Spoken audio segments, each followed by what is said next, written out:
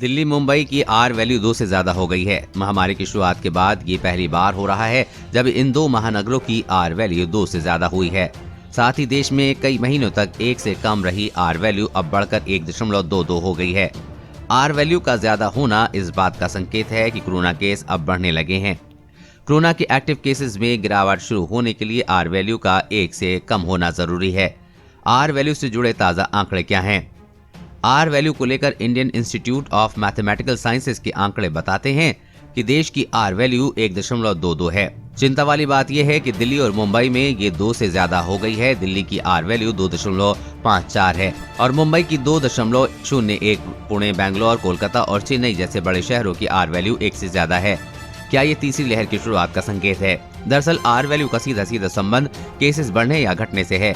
अगर are value बढ़ रही है तो इसका मतलब है कि केसेस भी बढ़ेंगे और कम हो रही है तो केसेस कम होंगे।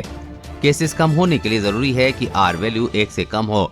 दिल्ली मुंबई में ये 2 से भी ज्यादा हो गई है तो देश की आर वैल्यू भी 1 से ज्यादा है और हमारे लिए चिंता की बात है। जहां आर वैल्यू ज्यादा है वहां किस तरह बढ़ रहे हैं केसेस? गुरुवार को दिल्ली में 1313 नए कोरोना केस मिले हैं जो बुधवार के केसेस से 42 ज्यादा हैं। दिल्ली में पॉजिटिविटी रेट 1.29 हो गई है जो पिछले 6 महीने में सबसे ज्यादा है।